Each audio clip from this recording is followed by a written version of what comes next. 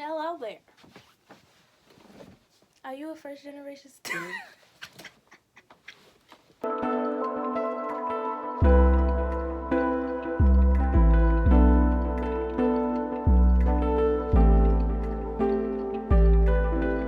My channel. If you're new, stop what you're doing. Please hit that subscribe button and notification bell so you never miss an upload.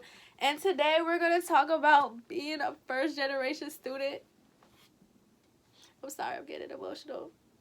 How hard it is for us out here, because we ain't got no support, man. We learning as we go. So I'm going to definitely be talking about how it was like for me to become a first generation student, applying for college, getting into college, being in college, and then also taking a semester off as well, and how all that stuff works together. So if you're interested, keep on watching. So being a first generation student, oh my God, it is so hard for us. I know when I was applying for college, I was scratching my head. I was like, I gotta do all this by myself and I don't got no reference. Y'all tripping. Anyway, I was so glad that I probably said this in my earlier videos, how grateful that I am that I have such an amazing alumni support group from my high school that helps me with everything, dealing with college and matriculating into college and making sure I fill out all my files and stuff like that all the time, because if I had to do it myself, I would be losing my mind. Being a first generation student, you have to be very tenacious. It is going to be hard. It is hard for me right now, and I'll be in my second year in the spring. So I understand the struggles and how hard it is to try to do something and you don't have the resources like other kids have who are legacies or who have people that already went to college has, and you're just here learning as you go. So I'm here to attest to that it is possible. You will get through this, and as long as you have the power and the drive to get it done, nothing will ever stop you in life. Okay, that is coming from me. All right, being a first generation student, it's not easy, okay? You're gonna have to ask for help, and I had to learn how to do that. I was that type of person that'll sit in the back of the class and have the answer as C, but the answer is A, and I wouldn't ask why the answer was A. So asking for help is gonna be one of the key things that you're gonna have to understand what you're gonna have to do as a first generation student, because if you don't ask for help, how does anyone know that you're going to have a problem or that you need assistance in something that you don't know how to do, you know? So that is what we're going to talk about, being a first generation student. So let's get into the video. Being a first generation student, it was very hard for me applying for college, because I am the first generation in my family. My mom didn't go to college, my dad didn't go to college. And filling out the FAFSA was hard. I was crying at the computer like, I don't know how to do this. And my mom was like, I'm trying to help you. And then my high school counselor was like, it's okay, we're here, we're going to get through it. And I was just like, I can't do it, it's too hard. But your sis did it. And I was able to file my FAFSA. If I'm doing, girl, I just got my hair done. Y'all don't judge me. My hair itch. Okay. I still fill out the FAFSA by myself now. I already know how to do it. All I do is tell my parents, hey, send me y'all taxes, and I just do everything into the computer, and I fill out my FAFSA. Applying to college was hard as well. I didn't know how much work it was to apply for college, like recommendation letters. Are your parents married? How many people are in your household?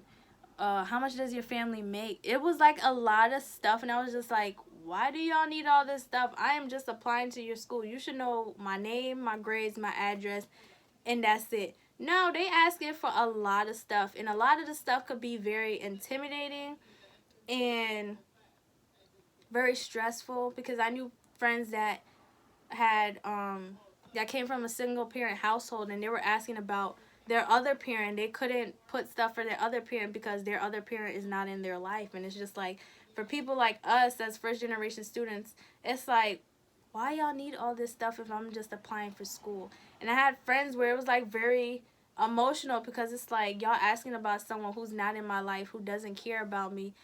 Why do they need to be included in my college admissions process? You feel me?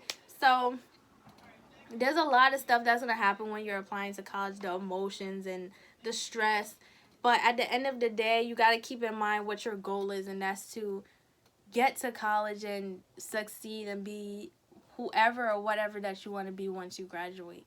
So don't let the application process, intimidate you from putting your best foot forward, because at the end of the day, if you're meant to be on that campus, you're going to be on that campus. So you need to make those schools see who you are as a person and a student inside and outside the classroom, because you are that person that they want in their administration, that they will benefit from you and not the other way around. Being a first generation student, I never heard the word loans a day in my life till it was time for me to apply for school.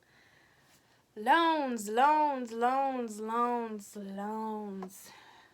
They're gonna be your worst enemy. I'm gonna put it out there. Okay? Currently right now, I owe the government $5,600. $5,600. Me. I owe them that much.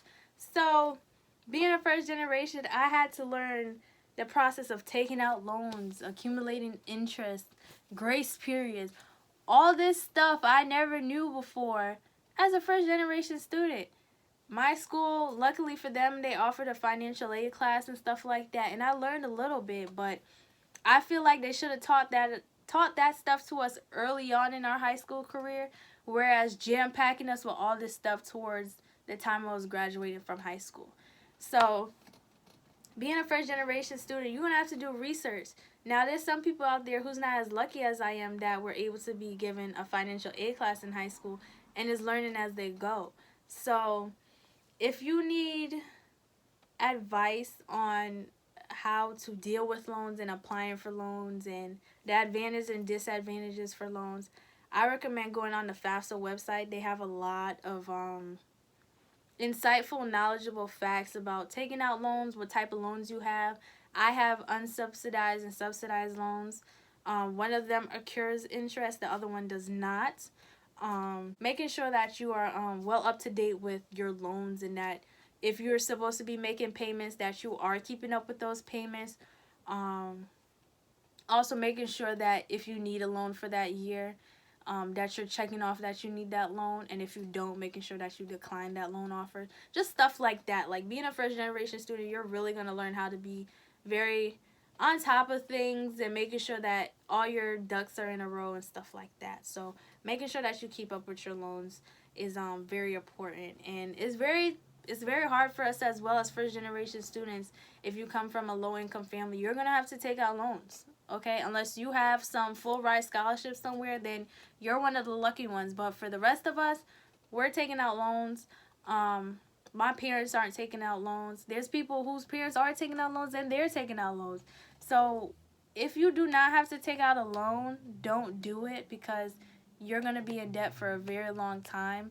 And me personally, right now, I am saving up money. Even though I'm 19 and graduation is nowhere near, you'll be surprised when the time for you to graduate comes like this, and it's time for you to start paying back the government the money you owe them. So making sure that you're saving up money now, a little bit, here and there, so by the time it comes for you to start making payments, you can at least make a little contribution to your payment, or a whole lot, or half of it, or whatever the case may be. Just saving up money so that you're not like overwhelmed by the time graduation. Also, being a first generation student, you want to start looking at scholarships, okay? I wish I looked at scholarships my senior year of high school, because it would have helped me a lot. Would have probably took off slightly a generous amount of the financial burden of my tuition on my parents. Also, just because you're looking at scholarships your senior year of high school does not mean you stop. There are scholarships all the time, year-round, for everybody. And I mean everybody. Apply for as many scholarships as you want. What I do personally is I have a document, a Google Doc or whatever document software you have. I just write a generic statement, personal statement, that could be used for any scholarship that asks me who I am, what I want to be. And I use that and I copy and paste it to every other application that I see the question sees fits for my essay, and I send out that application for that scholarship. Google scholarships for your major. I know there's a lot of scholarships for STEM majors, but I'm not a STEM major, so that doesn't apply to me. So I look for scholarships for health and human sciences, sociology scholarships, scholarships for African American females, scholarships for HBCU students, scholarships for students that want to become a lawyer, civil rights attorney, want to pursue a career in law. So just look for scholarship. There is a scholarship for everything. I recently just applied for the Dr. Pepper tuition giveaway scholarship, and I'm praying to God I get it. And what they asked from me was, what is my goal? Who am I? And I had to make a 60-second video of what my major is, how would I use my major to impact the world, and who I want to become.